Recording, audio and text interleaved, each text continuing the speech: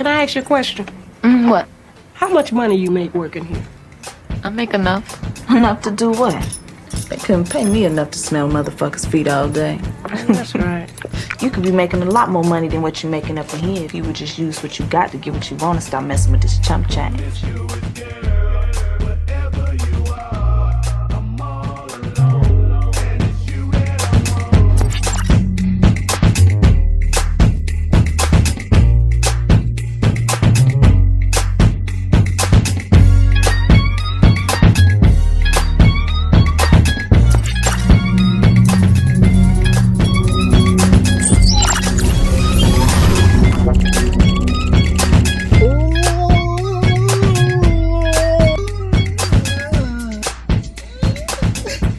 What's up, you guys? This is Mark with another video, and like I always say, don't be scared to fall because you may fall into a better situation. I like to feel like I'm a part of that better situation. You're already here, so you might as well subscribe. And without further ado, let's get into today's video. Hold on, pause your motherfucking brakes. Welcome back to my subbies and welcome to my new subbies. Y'all did y'all big one on that last video. Love that for us. And I hope you guys enjoyed this episode of Hop In. Let's get into it. You would just use what you got to get what you want and stop messing with this chump change. I think we all want to be desired. I think we all want to be wanted.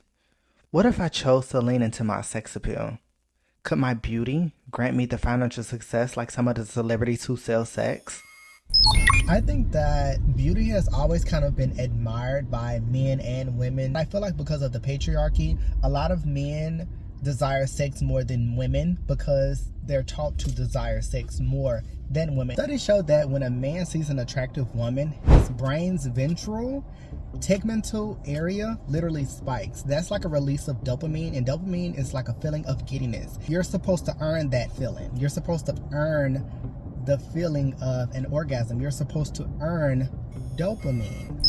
Sexual desires is normal. Sexual control is primarily a problem for men. With 81% of women and 43% of men reported experiencing SA or harassment, but 1 in 3 females are victims starting at ages as young as 11.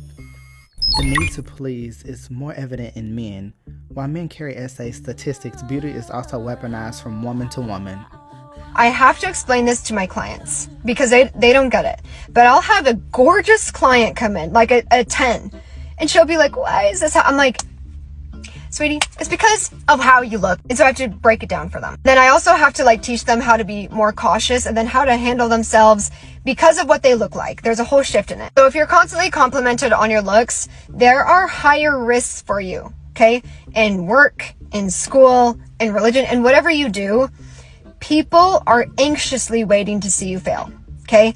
They want to see you fail and then spread it like wildfire. It really helps soothe their ego. They really want to know that you're not perfect. You might have had trouble having really good friends, or you feel isolated, lonely, because it's really hard to find women who are not in competition. Even your looks, and you could be the best person on the inside, but your looks could just trigger someone of their insecurity.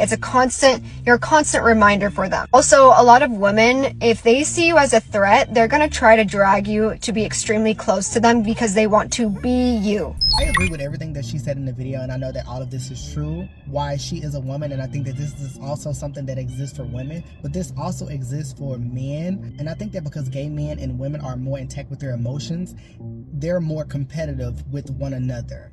So some people fall victim to that, and some people become very competitive with people who are more desirable than them. What a lot of women don't realize is that a lot of men are actually competing with other men, and they use women as props to add to the value that they already have and make them look good for other men. A lot of men get these nice cars because they want to attract women, but they also get these nice cars because they are competing with other men, and they're competing with other men to be desired by women. So everyone has this competitive nature, and it's not something that just women have. Circling back to sex appeal has no gender or sexuality, but with sex being more important to men, we sometimes find women and also gay men who fall victim to this, feeding into the desires of men for things like love, financial gain, or even fame.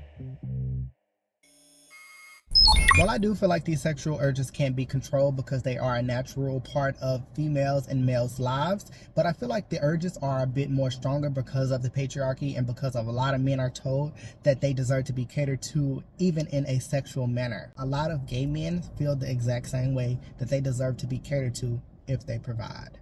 While I think sex appeal has always been something that's been very strong for women and it's not very prominent in men's lives, some men do utilize their sex appeal to cater to an audience of women, but I feel like it's more common for women to use their sex appeal to cater to men. While I do think that it is more common for women to use their sex appeal to cater to men, I can also say that it is also not that hard to make a man attracted to a woman, or even a gay person. It doesn't matter what you wear. That man is going to be attracted. No, no, no, no, no, no, no, no, no, no.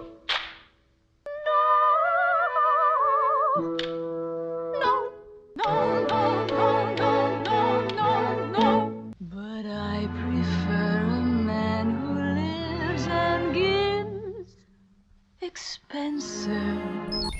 Because I do love him. Certainly. For his money. No. And if you had a daughter, wouldn't you rather she didn't marry a poor man? Oh, why is it wrong for me to want those things? I can be smart when it's important, but most men don't like it.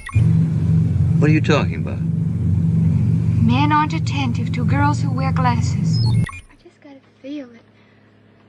Whoever I marry has some real regard for me.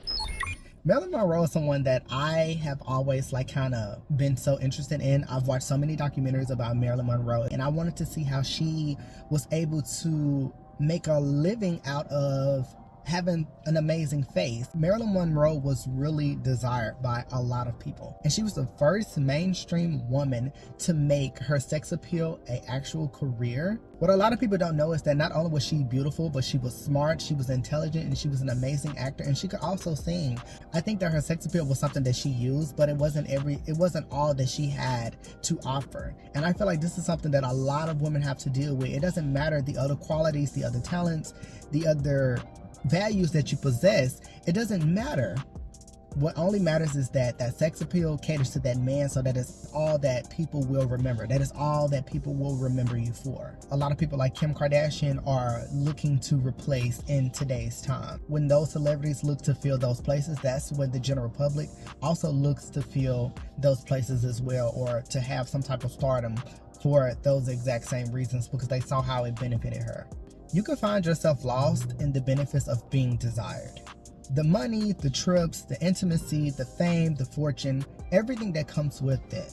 But there's also a downside. People who lack security in themselves and are a bit more naive to being taken advantage of may fall victim to the benefits of being desired. Someone who allows himself to be used at the benefit of financial gain, or maybe to fulfill loneliness, or even the feel of power. Some people like the feeling of power. For an everyday person who has a transactional relationship with someone where you're giving them this and they're giving you that, there's really no power play in this. It's transactional, so both of you are benefiting, and I don't think that you should mix transactional relationships with emotions. And never mistake a transactional relationship for love, because it is not the same. But I guess sometimes you gotta use what you got to get what you want.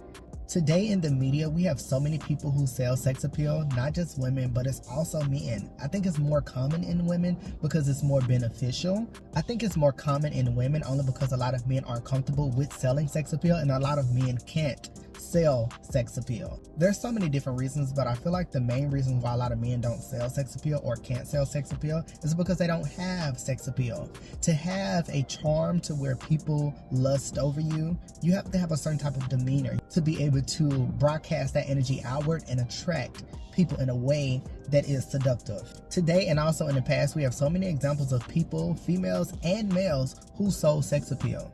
People like Chris Brown and Michael Jackson, they sold sex appeal subtly. It wasn't overtly out there, but it was still within the performances. For example, like Michael Jackson, when he would thrust his crotch.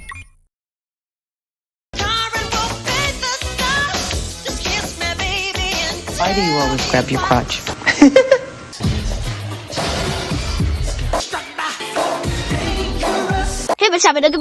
Michael Jackson used his beauty to sell sex appeal, to feed into his sex appeal. Beauty currency, when it comes to like selling sex, has trickled its way down from mainstream to the everyday person. Because what the general public idolizes is celebrities. So what they do, the general public will also emulate because they want to reach that fame, that success. Sometimes being desired can morph into obsession. And that is what makes it dangerous. When someone is obsessed, they can't stop doing something, and at some point they might lose control. And you need to have control in a transactional situation where you may be using your body to get what you want. And when that control is lost, that is when the situation can become dangerous. Selling sex has its pros and its cons, but you should never ever forget the cons of the situation. If you ever find yourself committing to a transactional relationship, don't release the control and don't give the situation more than it needs to be given. Sometimes you got to do what you got to do. And I'm not a critic of that. Be smart about it. Someone who looks to be sexually fulfilled for payment should not be trusted past exactly that. Their intentions are clear. And I've also uploaded a video that talks about my experience with being perceived and being sexually desired by men.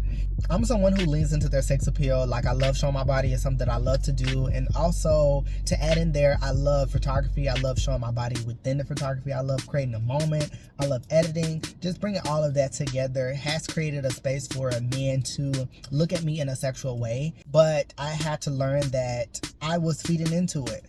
For me, I was just loving my body and loving the skin that I was in. I was just being photogenic with the photos and things that I post and the concepts and things that I was coming up with. I did find myself in a certain point in my life where I fell into the desire of men. As I was constantly desired by men, and men were willing to spend all of this money on me and help me financially because of how much they desired me, I did at some point I had to reflect on why I felt like I needed to do this, or why I was so willing to do this. And I didn't really think that deep into it when I first initially started having these transactional relationships. It's really just me feeding into the desirability, and I felt like I had the control in the situation because these men desired me and I was getting money from them. Desirability will get you so far. Yes, it got me into the door. Yes, it got me the trips, and yes, it got me the lifestyle and things that I wanted from these men. But at some point, the man is going to desire more than just you. He's going to want what he's paying for. And I wasn't willing to give that. In the words of Beyonce, I'm ready to be desired. I'm ready to be desired by one man. But I don't mind being desired by all. if y'all want me to deep dive into that, please drop a comment down below. If y'all want me to talk about my experiences with these transactional relationships and what you can learn, I would definitely love to talk about it. I feel like it's a very interesting conversation, and I feel like a lot of women, a lot of gays, all y'all can benefit from it. So I hope you guys enjoyed this video. I will definitely see you guys in the next one, and definitely leave a comment down below some of the conversations that you want me to have. It doesn't matter what it is. I will do my best to articulate it in the best way that I can, and I'm not always right. It's just my opinion or whatever. Thank you guys so much for the support on the last video. It means a lot to me when you guys actually love the content that I put out. I know that we're still up and coming and we're still finding the audience, but thank you so much of you who are on this ride with me and are riding it out to me to the wheels fall off. I love you so much. It is greatly appreciated. I do realize and I do recognize the faces that are constantly coming back, and I also love the new subscribers, and I love when y'all love the content as well. I put my heart and my soul into this. No, I don't have these conversations to be right. I'm just opening up the door to have these type of conversations because I don't see a lot of people talking about them, and I don't have a lot of people to have these conversations with, but I do know that there are people out there that enjoy these type of conversations. So, thank you guys so much, and I will definitely see you guys on the next Hop In episode. And don't forget to stay honest. Bye, guys. Bye! Bye! You're not heavy.